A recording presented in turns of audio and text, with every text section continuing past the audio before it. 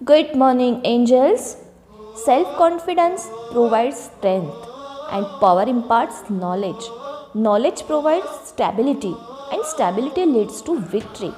Heartfelt tribute to the courageous and fearless warrior, a national icon Shivaji Maharaj. Angels family salute the heroic, outstanding, and inspiring legend. On this Shiv Jayanti, let's start mentally and physically preparing ourselves to live only and only for our motherland. मातृभूमि से गहरा नाता, वीर शिवाजी की ये गाथा.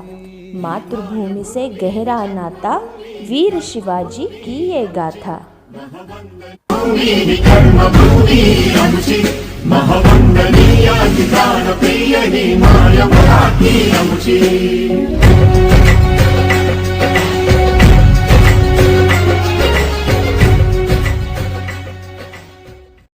निश्चयाचा महामेरू बहुत जनासी आधारू.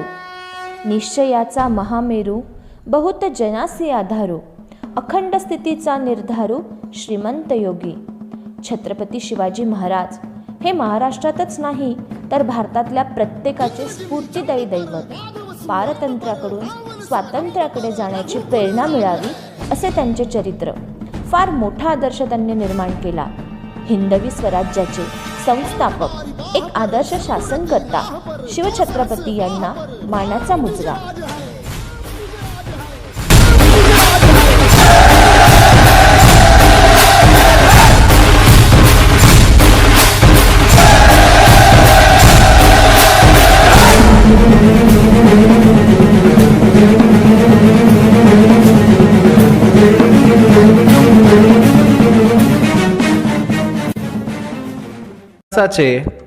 मध्ययुग.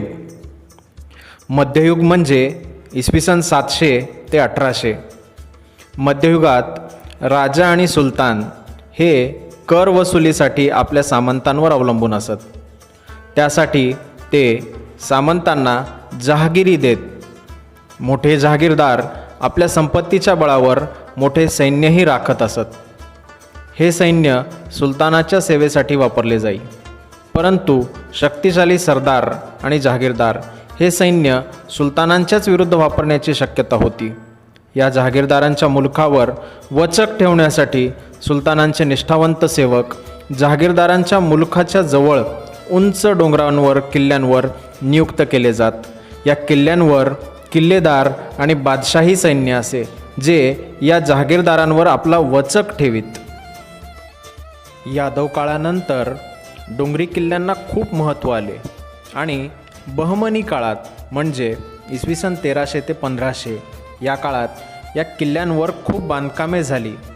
हाच शिरस्ता पुढे निजामशाही आणि आदिलशाहीमध्ये देखील चालू राहिला.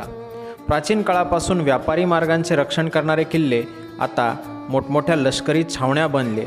तटबंद्या, बांधकामे, दरवाजे, अंबारखाने, पाण्याच्या टाक्या, अधिकारी आणि सैन्याची निवासस्थाने आदी वास्तूंनी किल्ले गजबजून गेले.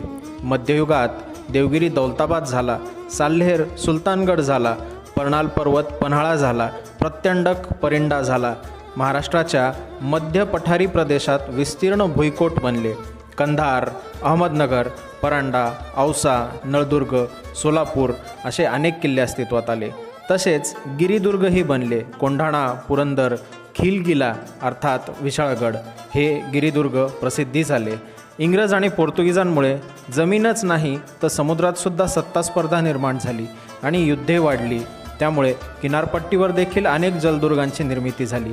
सपाट जमिनीवर भुईकोट, उंच डोंगरावर गिरिदुर्ग आणि पाण्यात जलदुर्ग असे तीनही प्रकारचे दुर्ग महाराष्ट्रात आहेत आणि तीनही प्रकार एकाच ठिकाणी पाहता येतील असा अजिंक्य दुर्ग म्हणजे देवगिरी.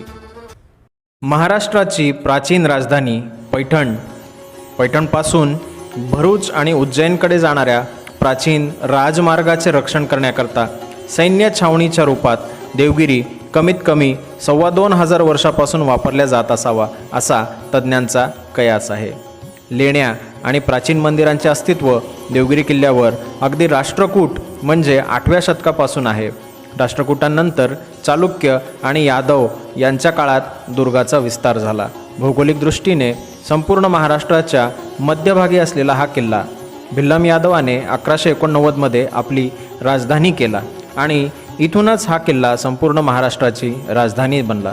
महाराष्ट्रच नाही तर जगातील सर्वात श्रीमंत नगरांपैकी एक नगर देवगिरी कटक हे इथेच अस्तित्वात आले. समुद्रसपाटीपासून 750 मीटर आणि जमिनीहून जवळपास 225 मीटर उंच असलेला हा देवगिरी चारही बाजूंनी 200 फूट खोल अशा खंदकांनी वेढलेला आहे. आत प्रवेश करण्याकरता कठीण भुयारी मार्ग आहेत. एखाद्या परिकथेला शोभावा असा हा किल्ला आपल्या महाराष्ट्राच्या हृदयस्थानी आहे. महानुभावांच्या साहित्यात देवगिरीचे सुंदर वर्णन आढळते. सिंघणदेवराय, महादेवराय, कृष्णदेवराय आदी पराक्रमी राजे, निवृत्तीनाथ, ज्ञानदेव, सोपानदेव, मुक्ताबाई, नामदेव महाराज आदी साधुसंत, हेमाद्रीपंत, बोपदेव, भास्कराचार्य, मुकुंदराज आदी विद्वान, सारंगदेव, गोपाळ नायक असे महान संगीतरत्न आणि इंडोनेशियापासून रोमशामपर्यंत व्यापार करणारे व्यापारी यांच्या रूपाने महाराष्ट्राचा अभूतपूर्व सुवर्णकाळ या देवगिरीने घडवला. देवगिरीच्या या अथांग समृद्धीची मोह लालसा उत्तर प्रदेशमधल्या कारामाणिकपूरच्या सरदाराला लागली आणि बेसावध अवस्थेत हा सरदार महाराष्ट्रात आला. त्यानं देवगिरीचा खजिना लुटून घेतला. या संपत्तीच्या जोरावर हा सरदार दिल्लीचा सुलतान अल्लाउद्दीन खिलजी बनला. खिलजीनंतर तुघलकही आला. तुघलक या किल्ल्याच्या अशा काही प्रेमात पडला की त्याने दौलताबाद अर्थात देवगिरी याला पूर्ण भारताची राजधानी बनवले. देवगिरी किल्ल्यावर अजून काही तटबंदी आणि दरवाजांची निर्मिती झाली. तुघलकानंतर तुघलकांचे सरदार हसन गंगू बहमन शाह यांनी सुद्धा आपले बंडाचे निशाण देवगिरी किल्ल्यावरूनच उभारले. देवगिरी किल्ल्यावरच बहमनी सल्तनतीचाही जन्म झाला. बहमनशाही यांनी अनेक तटबंद्या, महाल आणि चांद मिनारची सुद्धा निर्मिती केली. बहमनशाही स्वतंत्र सल्तनत बनल्यानंतर जवळपास 150 वर्षांनंतर शिवनेरी जुन्नरच्या सरदाराला स्वतंत्र व्हायची आस लागली होती. स्वतंत्र होण्याची आस लागल्यामुळे त्यानं सगळ्यात पहिले देवगिरी ताब्यात घेतला आणि मगच आपण स्वतंत्र निजामशाह झाल्याची घोषणा दिली. निजामशाहीच्या काळात अनेक बांधकामे, महाल, तटबंद्यांची देवगिरी किल्ल्यावर भर पडली. निजामशाहीच्या काळात या किल्ल्याची व्यवस्था तपस्वी असे जनार्दन स्वामी यांच्याकडे आली. युद्धे आणि लढाया अंगावर झेलणारा देवगिरी याने मोठ्या आनंदाने शांतीब्रह्म एकनाथांना 6 वर्षे गुरुघर म्हणून सेवा दिली. पुढे मलिक अंबराच्या काळात पुन्हा मुघल आणि निजामशाहीच्या युद्धांचे केंद्र देवगिरीत झाला. धामधुमीमध्ये वेरुळकर भोसल्यांचा राजपरिवार पुढे आणला तो देवगिरी किल्ल्यानेच. खडकी शहराची स्थापना करताना मलिक अंबराला शिवाजी महाराजांचे आजोबा मालोजी राजे यांची खूप मदत झाली. अर्थात आजच्या औरंगाबादला वसवण्यात मालोजी राजांचा वाटा होताच. पुढे बादशाह शहाजहान याने किल्ल्यावर बारादरी महाल बांधला. किल्ल्याच्या माथ्यावर जागा कमी असली तरीही बादशाह शहाजहानने आपली बांधकामाची हौस मात्र पुरवून घेतली आणि देवगिरी किल्ल्याने मुघल दागिना आपल्या अंगावर जडवून घेतला. पेशव्यांच्या काळी काही काळ हा किल्ला पुन्हा मराठ्यांकडे आला आणि मग हैदराबादकर निजामाकडे राहिला. इंग्रजांच्या हाती न पडल्यामुळे महाराष्ट्रात शाबूत राहिलेल्या किल्ल्यांपैकी हा सर्वात महत्त्वाचा किल्ला होय. 500-700 वर्षे सतत राजधानी आणि उपराजधानीचा मान मिरवणारा आणि तो सांभाळणारा देखील असा हा देवगिरी. भारताचा इतिहास वाचताना देवगिरीचा उल्लेख न होणे शक्य नाही. भारतात देवगिरी समान वैभव प्राप्त झालेले फार थोडे किल्ले आहेत. फक्त राजकीयच नाही, सांस्कृतिक, आध्यात्मिक वारसासुद्धा या देवगिरीला लाभला आहे.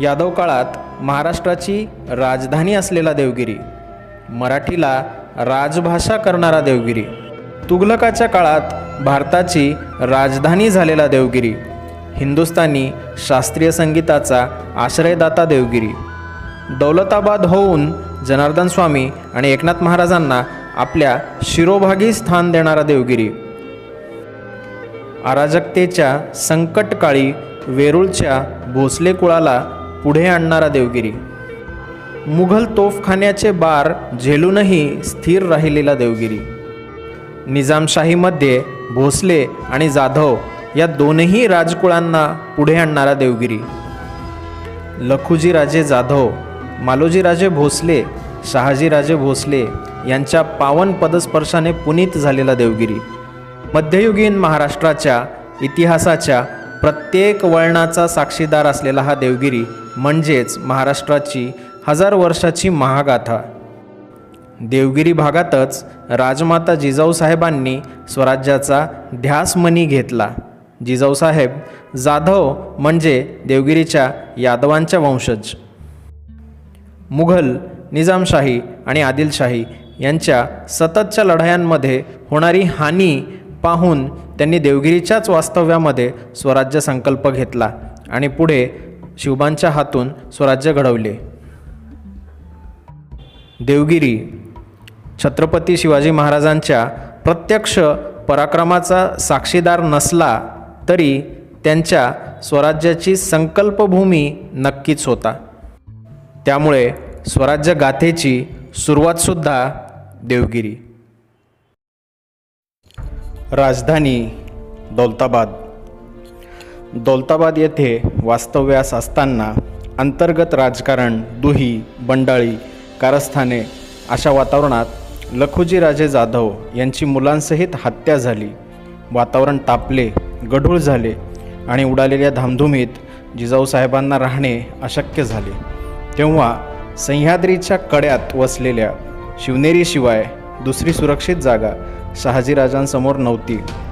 शहाजीराजे यांचे विश्वासू आणि जवळचे किल्लेदार शिवनेरीची राखण करीत असत. गर्भवती असलेल्या जिजाऊसाहेबांना शिवनेरीवर हलवण्यात आले आणि 19 फेब्रुवारी 1630 रोजी छत्रपती शिवाजी महाराजांचा जन्म शिवनेरी किल्ल्यावर झाला. पुढे मुघलांसोबत तह करून शहाजीराजे आदिलशाहीकडे गेले. 1639मध्ये शहाजीराजांची बदली बंगळूर येथे करण्यात आली. शिवाजी महाराज पुण्यामध्ये मोठे होत होते. 27 एप्रिल 1645 रोजी शिवरायांनी रायरेश्वर येथे महादेव मंदिरात मूठभर मावळ्यांसोबत महाराष्ट्राचे अराजक घालवून स्वराज्य स्थापनेची शपथ घेतली. शिवनेरी महाराष्ट्राची प्राचीन राजधानी पैठण. पैठणहून कल्याणला जाणारा प्राचीन राजमार्ग. या राजमार्गाचे रक्षण करणारे छावणी म्हणजे शिवनेरी. शिवनेरीवर जवळपास 2000 वर्षांचा इतिहास आजही शिवनेरीवर पाहायला मिळते. जेव्हा महाराष्ट्राच्या राजकीय केंद्रावर संकट आले तेव्हा राजगिर्यांनी सह्याद्रीचा आश्रय घेतला आहे. म्हणजे पैठण, वेरूळ या राजधानी असताना शिवनेरी सुरक्षित छावणी म्हणून वापरल्या जात होता. तिन्ही बाजूनी सह्याद्रीच्या रांगामध्ये बसलेला शिवनेरी अतिशय सुरक्षित होता. 1595मध्ये शिवनेरी वेरूळच्या मालोजीराजे भोसले यांच्याकडे आला. किल्लेदार आणि शिवनेरीचे भाग्य मोठे. 19 फेब्रुवारी 1630 रोजी अवघ्या भारताचे भाग्य बदलणारे श्रीमंत योगी क्षत्रिय कुलावतन राजाधिराज श्री छत्रपती शिवाजी महाराजांचा जन्म झाला.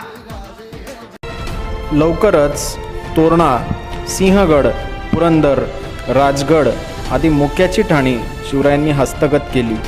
अल्पावधीत हा असा प्रताप पाहून शिरवळच्या आमिनाने आदिलशाही दरबारी तक्रार केली. आदिलशाही संतापाने थरारून उठली. एकामागे एक आदिलशाही सरदार स्वराज्यावर चालून आले आणि त्या सर्वांना लढाई करून शिवरायांनी माघारी फिरवले. जावळीकर मोऱ्यांचा उपद्रव वाढला होता. त्याचा लवकरच बंदोबस्त शिवरायांनी केला आणि पुणे जिल्ह्याबाहेर स्वराज्याचा विस्तार झाला. जावळीखोरे सातारा जिल्ह्यात, जेथे महाबळेश्वर, प्रतापगड, रायगड हे महत्त्वाचे किल्ले आहेत. आदिलशाहीचा एवढा मोठा विस्तार बळकावल्यामुळे आदिलशाहीचा सर्वात मोठा सरदार अफजल खान चालून आला. त्याचे पारिपत्य कसे केले हे आपणास सर्वांस ठाऊक आहेच. अफजल खानाच्या पारिपत्यानंतर तात्काळ पन्हाळ्यापर्यंत स्वराज्य विस्तार शिवरायांनी केला. आता स्वराज्य पुणे, सातारा, कोल्हापूर, रत्नागिरी या जिल्ह्यांमध्ये विस्तारले होते. पन्हाळा म्हणजे आदिलशाहीची उपराजधानी. पन्हाळा किल्ला शिवाजी महाराजांनी जिंकल्यावर रागानं लालबुंद झालेल्या आदिलशाही तख्तांनी महाराजांवर एक सिंह पाठवला, कुर्नूलचा सिंह सिद्दी जोहर. पन्हाळा किल्ला हे ठिकाण कोल्हापूरपासून 20 किलोमीटर अंतरावर आहे. हा किल्ला राजा भोजनी 1177 ते 1209 मध्ये बांधला आहे. राजा भोजनी या किल्ल्याचे नाव पन्हाळा असे ठेवले होते. हा किल्ला डेक्कन मधील सर्वात मोठा किल्ला आहे. शिवाजी महाराजांची आठवण करून देणारा हा किल्ला हा एक ऐतिहासिक किल्ला आहे. शिवाजी महाराजांच्या पन्हाळगडाला सिद्दी जोहरने तब्बल 4 वर्ष केला गेला होता. एका पावसाळ्याच्या रात्री शिवाजी महाराज तिथून विशाळगडाकडे निघाले. विशाळगडाकडे जाताना सिद्दी जोहरला कळाले की शिवाजी महाराज तिथून फरार झाले आणि इकडे शिवा करत आहे. त्यांनी शिवा काशीला मारून टाकले आणि सिद्दी मसूदला त्यांच्या मागे पाठवले. त्यांचा पाठलाग करता करता सिद्दी मसूद पावन जवळ पोहोचताच बाजी प्रभू देशपांडे शिवाजी महाराजांना म्हणाले की तुम्ही विशाळगडाकडे निघा. राजे काही ऐकायला तयार होते. कसे राजे तयार झाले आणि विशाळगडाकडे निघाले. बाजी प्रभू देशपांडे पावनखिंडीत थांबून त्यांनी पावनखिंडीत लढाई केली. लढाई फार मोठी झाली. काही मावळे जखमी झाले तर काही वीरगतीला प्राप्त झाले. बाजी प्रभू देशपांडे जखमी झाले होते तरी लढत होते. अखेर विशाळगडाहून तोफांचा आवाज आला आणि बाजी प्रभू देशपांडे जमिनीवर कोसळून भारतपूर झाले. 33 कोटी देवांच्या आधी हिंदू स्वराज्याच्या दैवताला, महाराष्ट्रावर भगवा फडकविणाऱ्या सिंहाला, करोडो तोफांचा लाखो बलाचा, त्या 350 वर्षातल्या प्रत्येक क्षणाचा, सह्याद्रीच्या रांगांचा, महाराजांमुळे घेत असलेल्या मोकळ्या मराठी श्वासांचा मानाचा मुजरा. छत्रपती शिवाजी महाराज की. स्वराज्याच्या वाढत्या विस्तारासाठी एक सुरक्षित राजधानी हवी होती. उंच, बेलाग, विस्तीर्ण माथा असलेला राजगड चारही बाजूंनी सह्याद्रीच्या कड्यांनी वेढलेला, जेथे पोहोचणे सोपे नव्हते. ही स्वराज्याची पहिली राजधानी. छत्रपती शिवाजी महाराजांच्या स्वराज्याची पहिली राजधानी होती. राजगड हा किल्ला पुणे शहराच्या नैऋत्याला 48 किलोमीटर अंतरावर आहे आणि पुणे जिल्ह्यातील भोर गावांच्या व्याप्तीला 24 किलोमीटर अंतरावर आहे. नीरा, वेवंडी, कालंदी आणि दुजबंडी या नद्यांच्या खोल्यांच्या बेचक्यात एक मुरुंब देवांचा डोंगर उभा आहे. मावळ्या भागांमध्ये राजकीय विस्तार साध्य करण्यासाठी राजगड आणि तोरणा हे दोन किल्ले मोक्याच्या ठिकाणी आहेत. तोरणा किल्ल्यांच्या बालेकिल्ला आकाराने लहान असल्यामुळे राजकीय केंद्र म्हणून हा किल्ला सोयीचा नव्हता. त्या मानाने राजगड दुर्गम असून त्याचा बालेकिल्ला बराच मोठा आहे. शिवाय राजगडाकडे कोणत्याही बाजूने घेताना एखादी टेकडी किंवा नदी ओलांडावीच लागते. एवढी सुरक्षित होती म्हणून आपले राजकीय केंद्र शिवाजी महाराजांनी निवडले. राजगडाला 3 माचा व 1 बालेकिल्ला आहे. राजगडाचा बालेकिल्ला खूप उंच असून त्याची समुद्र सपाटीपासूनची उंची 1394 मीटर आहे. राजगड हे शिवाजी महाराजांचे पहिले प्रमुख राजकीय केंद्र असून हा बुलंद बेलांग आणि बळकट राजगड आजही आपल्याला हिंदवी स्वराज्याची गावी देत उभा आहे. थँक्यू. शिवरायांच्या वाढत्या पराक्रमाची झळ दिल्लीकर मुघलांनाही लागत होती. औरंगजेबाने शिवरायांना आवरण्यासाठी आपले मामा शाहिस्तेखान यांना पाठवले. 3 वर्षे सतत शाहिस्तेखान पुणे प्रांतामध्ये राहत होता. प्रजेचे घोर नुकसान झाले होते. उघड्यावर पडलेल्या प्रजेला सांभाळण्यासाठी प्रजेसाठी तत्कालीन जगातील सर्वात श्रीमंत शहर, ज्याची तुलना आजच्या न्यूयॉर्क शहरासोबत करता येईल, असे शहर म्हणजे सुरत. हे सुरत शहर आपल्या प्रजेसाठी शिवरायांनी लुटले. सुरतेवर हल्ला म्हणजे मुघल साम्राज्याच्या इब्रतीवर हल्ला. शिवरायांचा कायमचा बंदोबस्त करण्यासाठी औरंगजेबाने जयपूरच्या कछवाहा कुळातील सूरमा म्हणजेच मिर्झा राजा जयसिंग यांना दिलेर खानासोबत पाठवले. मिर्झा राजा जयसिंग हा साधा माणूस नव्हता. औरंगजेबासाठी दक्षिणेत कर्नाटक ते उत्तरेस अफगाणिस्तान उझबेकिस्तान सीमेपर्यंत लढाया जिंकलेला हा माणूस होता.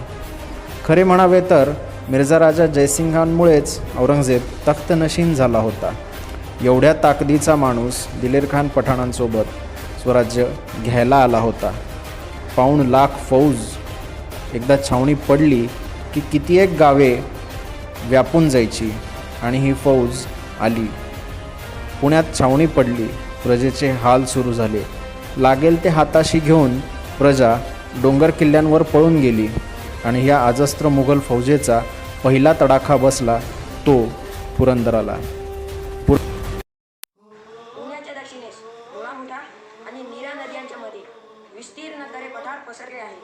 सासवडला सोपानदेव, जेजुरीला मलारी मार्तन, मोरगावला गणपती अशी दैवत या पठारात आहे.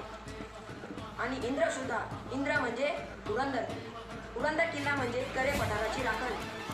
यादव, बहमनी, निजामशाही आणि आदिलशाही अंमलात या किल्ल्यावर राहिले आहे. शिवरायांनी घेतला. पुरंदरच्या आयुष्यात आलेला सुवर्ण क्षण म्हणजे 14 मे 1650 साली साक्षात शंभूराजांनी इथे जन्म घेतला. शंभूराजांचे बालपण इथेच गेले. पुरंदरला स्वराज्यावर आलेले सर्वात मोठे संकट म्हणजे दिलेर खान आणि मुघल फौज. 1665 मध्ये किल्ल्यावरची सामग्री संपत चालली. वज्रतड पडला. वज्रतडावरून पुरंदरवर तोफांचा मारा चालू झाला. निकोलाव मनोची या इटालियन पोर्तुगीजने युरोपिया तोफांचा मारा धरला आणि पुरंदरचे भिंती बुरुज ढासळू लागल्या. किल्लेदार मुराबाजी शेवटच्या माणसापर्यंत किल्ला लढवण्याच्या निर्धाराने लढाईत उतरले. तुफान लढाईला सुरुवात झाली. मावळ्यांचा आवेश पाहून दिलेर खान स्तब्ध झाला आणि म्हणाला, हाय क्या खुदा क्या खुदाने सिपाही बनाए. लढाई थांबून दिलेर खान मुराबाजीला म्हणाला, अरे थांब, बादशाहचा कोल घे. बादशाहाची चाकरी करशील तर सर्व सुख वाशील. मुराबाजी म्हणला, अरे मी शिवरायांचा किल्लेदार तुझी बादशाहाची चाकरी करेन. आणि तुफान लढाईला सुरुवात झाली. मुराबाजीला बाण पेटले. लढाई थांबली आणि तीर मारले गेले. महाराज स्तंभित झाले. अजून माणसे मारले जाऊ नये म्हणून महाराजांनी पुरंदरचा तह केला. 23 किल्ले मुघलांना देऊन टाकले. आपली माणसे, आपली प्रजा याकरिता महाराजांनी तात्पुरती माघार स्वीकारली. पुरंदरचा तह झाला. पुरंदरच्या तहामध्ये महाराजांचे अनेक किल्ले आणि राज्याचा खूप मोठा हिस्सा हा मुघलांकडे देण्यात आला. महाराज स्वतः आग्र्याला गेले. आग्र्याहून आल्यावर काही वर्षे शांततेत काढली. सतत लढाया, युद्धे अंगावर झेलून प्रजा त्रासली होती. प्रजेला उसंत मिळावी म्हणून महाराज शांत होते. पण कोंढाण्यावरचे मुघल निशाण महाराजांना स्वस्थ बसू देईना. सिंहगड हा पुणे जिल्ह्याचा एक किल्ला आहे. पुण्यापासून 25 किलोमीटर अंतरावर हा किल्ला आहे. समुद्र सपाटीपासून सुमारे 4400 फूट उंच आहे. सिंहगड या किल्ल्याचे आधीचे नाव कोंढाणा होते. छत्रपती शिवाजी महाराज यांचे विश्वासू सरदार आणि बालपणीचे मित्र तानाजी मालुसरे आणि मावळ्यांनी हा किल्ला एका चढाईमध्ये जिंकला होता. तानाजी मालुसरेला यांना वीर मरण आले होते. प्राणाचे बलिदान देऊन हा किल्ला जिंकला होता. छत्रपती शिवाजी महाराज यांनी म्हणाले होते, गड आला पण सिंह गेला, असे उच्चारण केले होते.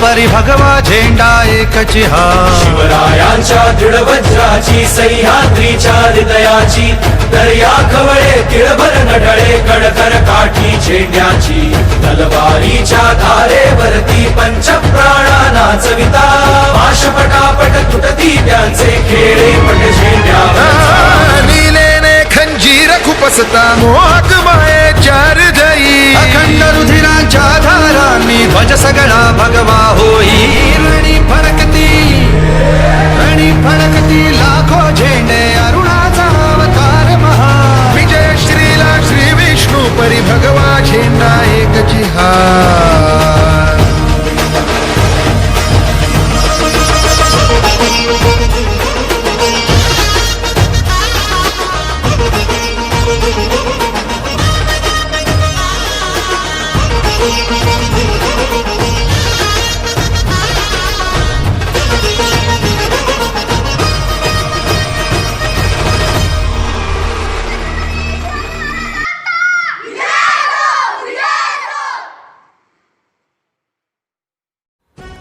महाराजांचा आदर्श घेऊन फक्त शिवजयंतीला नुसता जय जयकार करण्यापेक्षा आपला प्रत्येक दिवस शिवविचारांनी प्रेरित केला पाहिजे.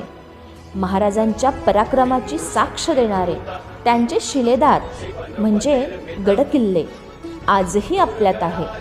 त्यांचे रक्षण करणे हे आपले आद्य कर्तव्य. आपल्या आयुष्याला स्फूर्ती देणाऱ्या या राजाला कोटी कोटी प्रणाम. जय शिवराय. झलकं गोमुखीद्वारं मृत्युद्वारं टकमकशिखरं नानाद्रव्यालङ्कारापणम्